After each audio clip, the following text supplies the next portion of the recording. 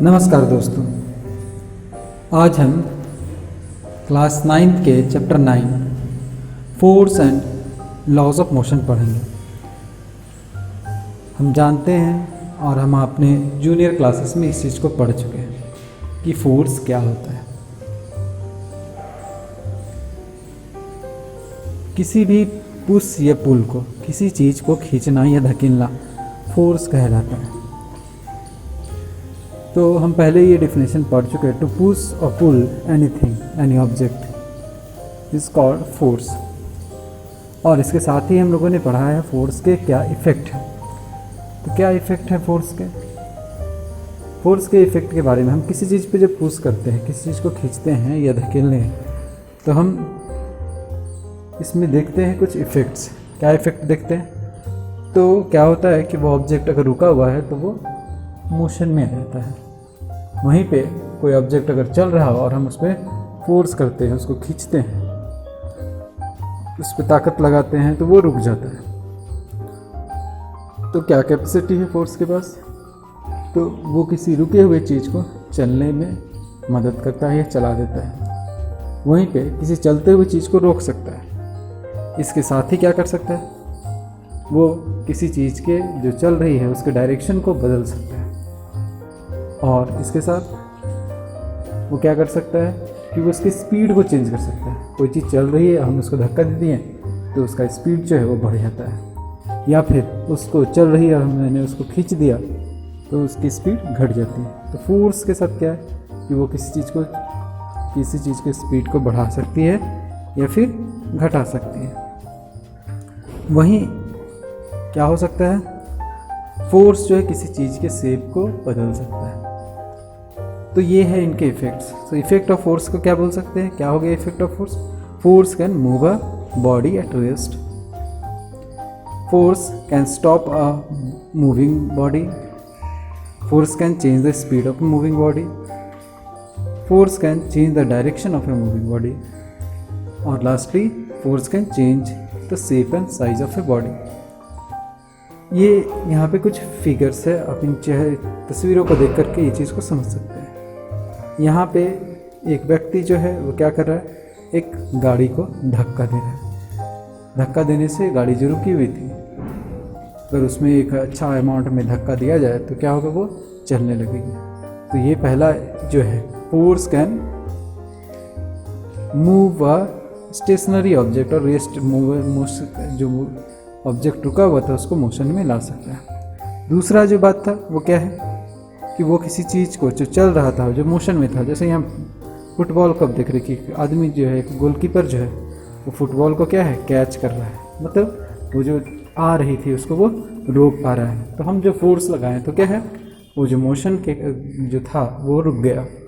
तीसरा हम बोले क्या, हम इसके स्पीड को चेंज कर सकते हैं। हम अगर पैडल मारते, पैडल मारने का मतलब क्या, हम मोशन उसमें फोर्स लगा रहे हैं। फोर्स लगाने से क्या है, उसके मोशन में चेंज आएगा, उसका स्पीड जो है वो बदल जाएगा।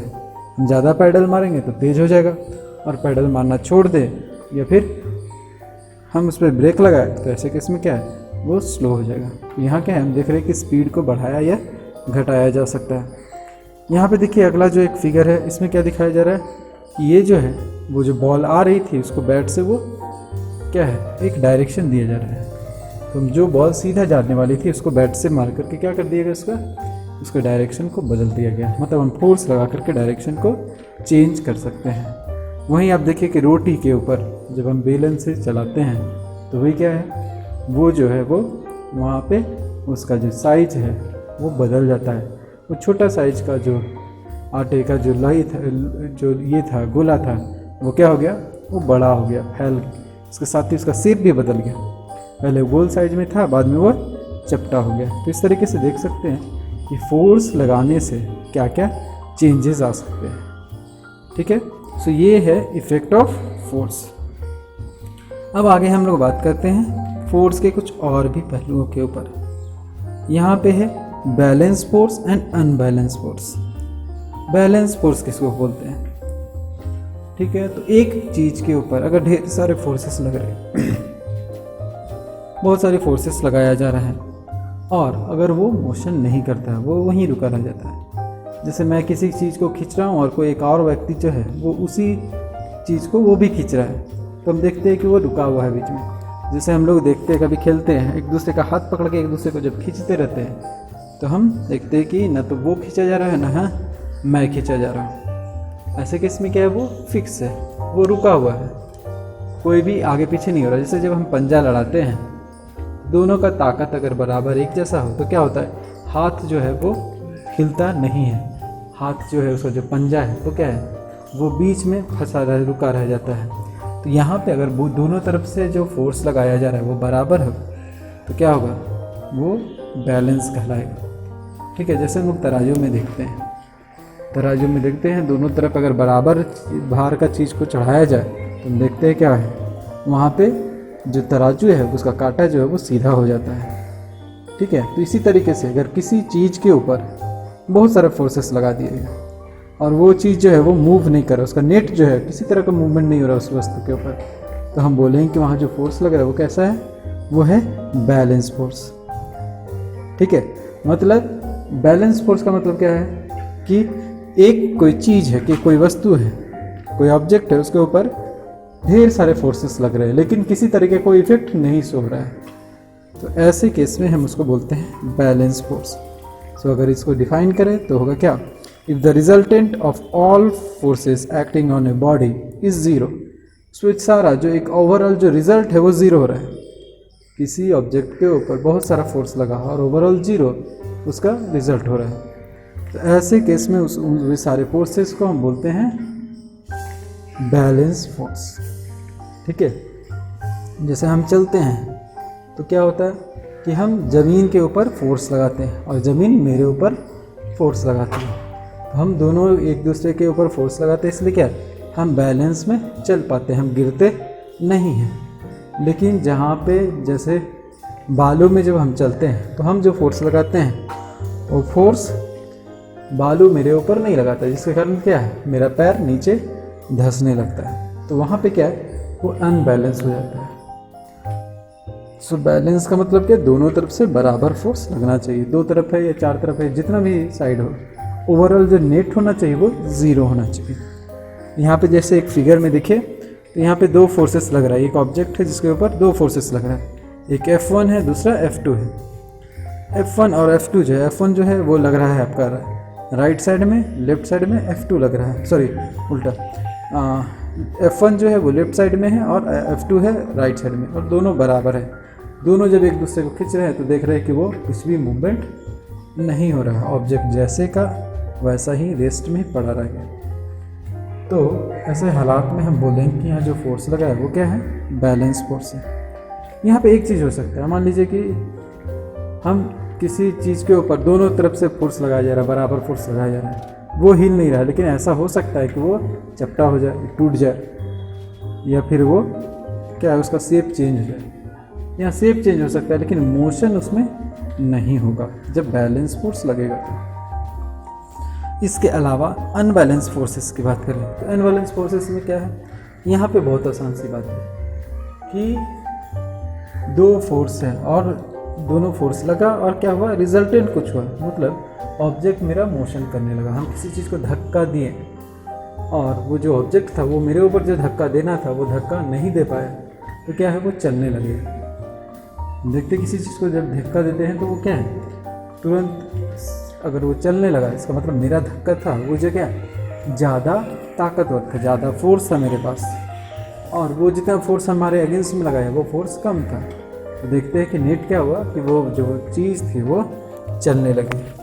तो एक ऑब्जेक्ट जो है, एक ऑब्जेक्ट के ऊपर जब कोई फोर्स हम लगाते हैं और वो ऑब्जेक्ट जो है, वो ऑब्जेक्ट अगर चलने लगे, मूव करने लगे, दैट मीन्स क्या है कि वहाँ पे जो फोर्स है वो कैसा फोर्स है, वो है अनबैलेंस फोर्स, मतलब नेट यहाँ पे जीरो नहीं हुआ। एक तरफ जैसे हम अगर एग्जांपल के फॉर्म में लें तो देखिए कि अगर यहाँ पे इधर मान लीजिए कि यहाँ पे 5 न्यूटन का फोर्स लगा रहे थे, ये 5 न्यूटन का फोर्स यहाँ पे लगा रहे थे,